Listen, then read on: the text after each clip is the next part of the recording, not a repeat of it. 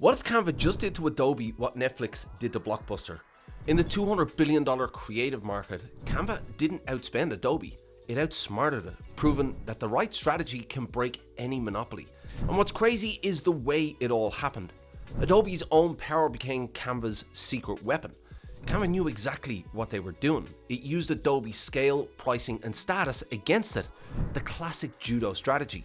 And once you see how it works, you'll understand how the right leverage can break any market or monopoly. So in this video, we're breaking down the strategic decisions, what it means for designers, what it means for brand builders, for the two brands fighting it out for market dominance, and for any underdog business trying to make it in their market. Now, Adobe has been around since 1982.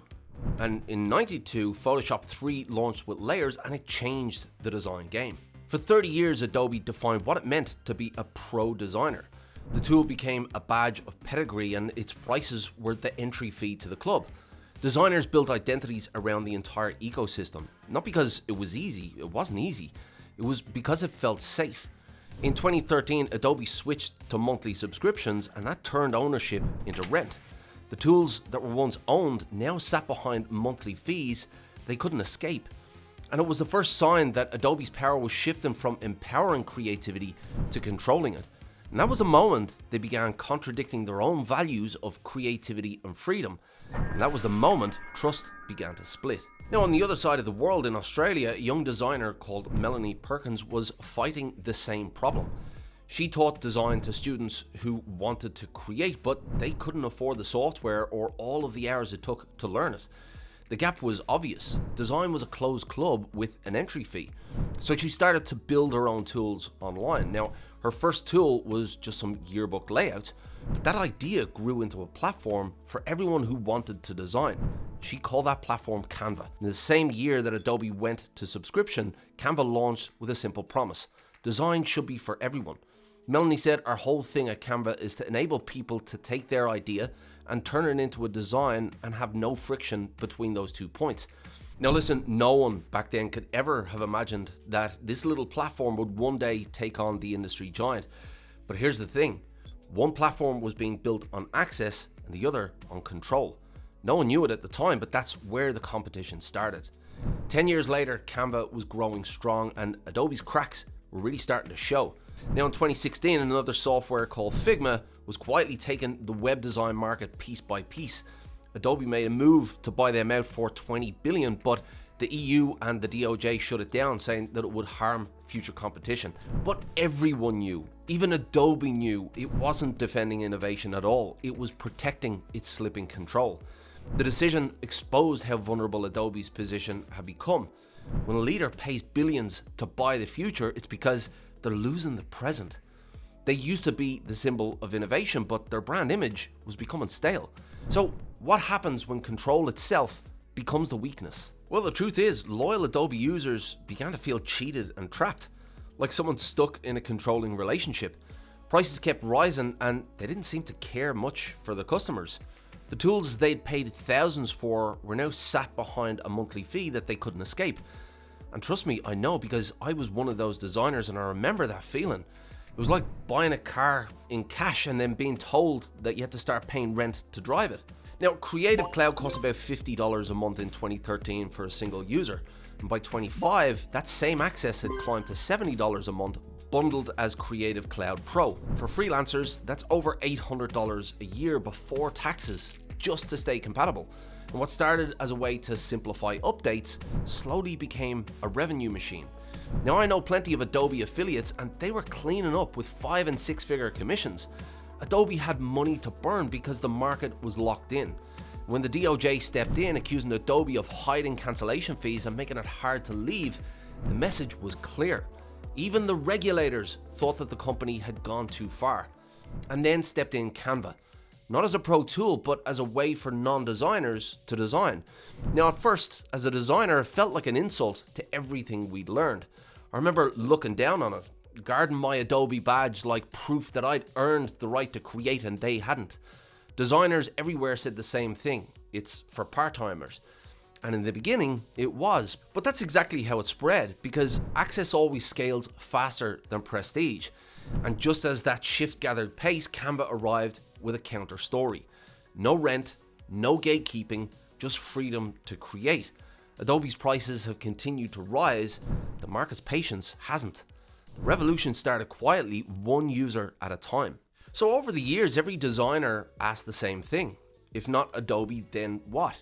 A small UK company called Affinity had been quietly building an answer. Fast, polished software with a one-time price and no lock-in. They looked and felt like Adobe's tools, but came without the leash. Now, at first, most pros were reluctant, but costs impact every business, especially small creative studios and freelancers. Every year, more asked the question, should we make the switch? And slowly more said yes. Then in 2025, Canva played a chess move that has completely shifted the power in the design market board. It bought Affinity.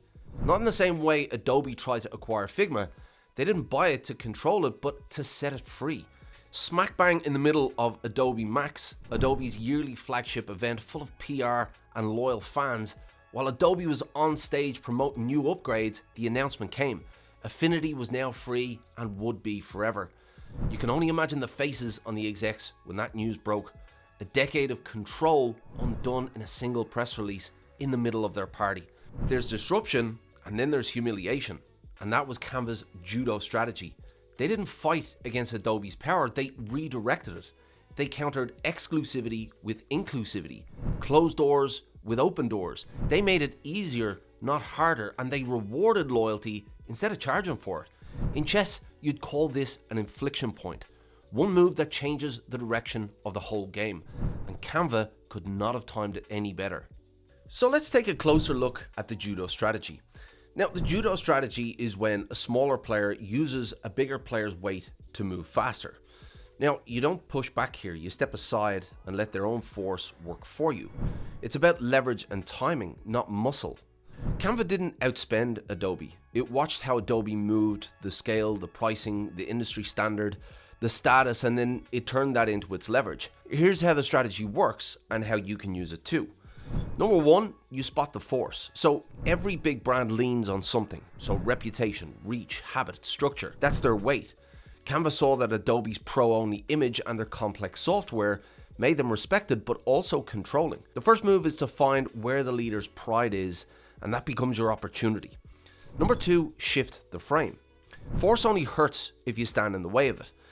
Canva didn't try to look more professional than Adobe. It changed what professional actually meant. It made speed, teamwork, and access the new standard. Instead of selling skill or exclusivity, it sold simplicity. So your move could be to change the rules so that you win by a measure that they don't control. Step three, use their weight.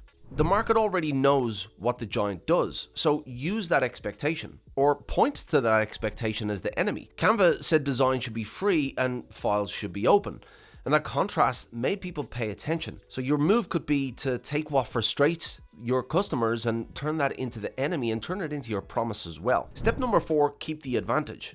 Now, a clever move only works if it lasts. Canva built systems that kept people coming back for more. So they gave templates, shared files, and branding kits, and they didn't need contracts to hold users because the value did that job.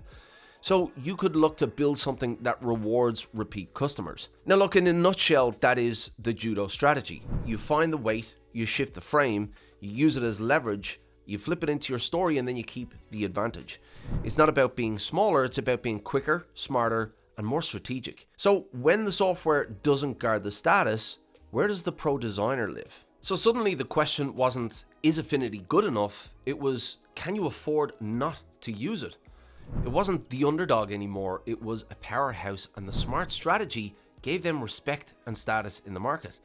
Messaging like, your PSDs are welcome here, and bring your files, leave the fees, dialed up the Judo Strategy by positioning Adobe as the enemy. And by the end of 2024, more than 220 million people used it every month. And it wasn't just for hobbyists or students. 95% of the Fortune 500 were now using Canva. That's almost every major brand you can name. FedEx, Salesforce, Zoom, Reddit, the lot. And those figures changed the tone of every design conversation. If the biggest brands in the world were using Canva, the debate about pro versus amateur was over. Free didn't mean basic anymore. It meant adopted. It meant mainstream. And suddenly the badge of exclusivity that Adobe sold crashed in value. Canva's model was simple. Let people in for free, give them power fast, and let choice do the rest.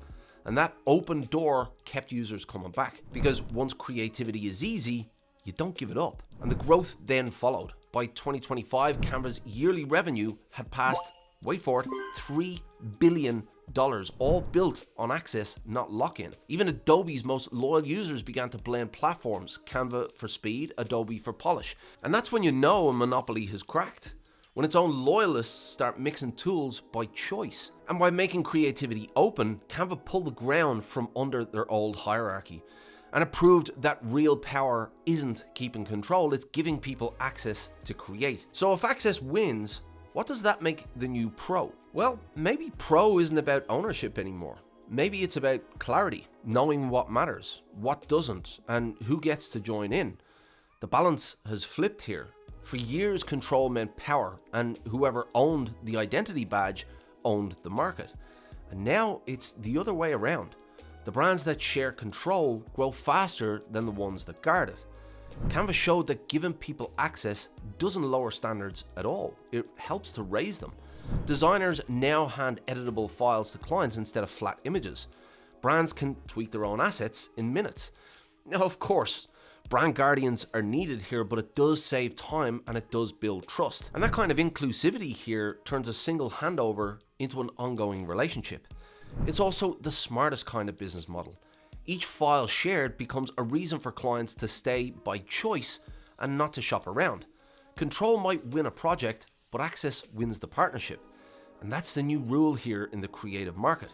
Professional doesn't mean exclusivity. It means open and in control at the same time. And the pros who adapt will shape the next decade.